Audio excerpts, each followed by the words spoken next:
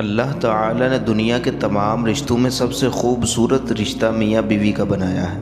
یہ رشتہ صرف ایک ساتھ رہنے کا نہیں بلکہ ایک دوسرے کا سہارا بننے، ایک دوسرے کی عزت کرنے اور محبت کے ساتھ زندگی گزارنے کا ہے۔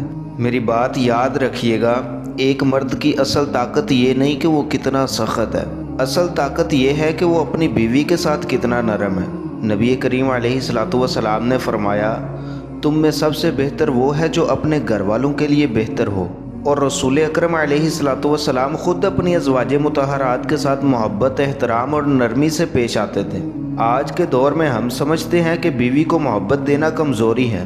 ارے نہیں بھائی، یہ کمزوری نہیں، یہ مردانگی کی نشانی ہے۔ بیوی وہ ہے جو اپنا گھر چھوڑ کر صرف ایک آدمی پر بھروسہ کرتے ہوئے اس کی زندگی کا حصہ بنتی ہے۔ وہ اس کی خوشی میں خوش رہتی ہے، اس کے غم میں رو دیتی ہے، اس کی تھکن میں اس کو سکون دیتی ہے اور اس کے لیے اپنی زندگی قربان کرنے سے بھی دریغ نہیں کرتی۔ آپ سوچیں، ایسی عورت محبت کی حقدار ہے کہ نہیں؟ کیا وہ شفقت، عزت اور اچھے سلوک کی مستحق ہے یا نہیں؟ ایک مرد جب اپنی بیوی کا خیال رکھتا ہے، اس کی عزت کرتا ہے، اس کے جذبات کو سمجھتا ہے، تو اللہ اس کے گھر میں سکون، برکت اور رحمت نازل فرماتا ہے۔ بھائیو، محبت صرف لفظوں سے نہیں ہوتی، محبت رویے سے ہوتی ہے۔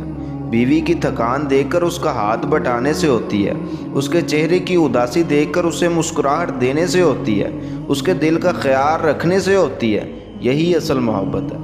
یاد رکھیں، جو مرد اپنی بیوی سے محبت کرتا ہے، اللہ تعالیٰ اس کے گھر میں محبت لکھ دیتا ہے۔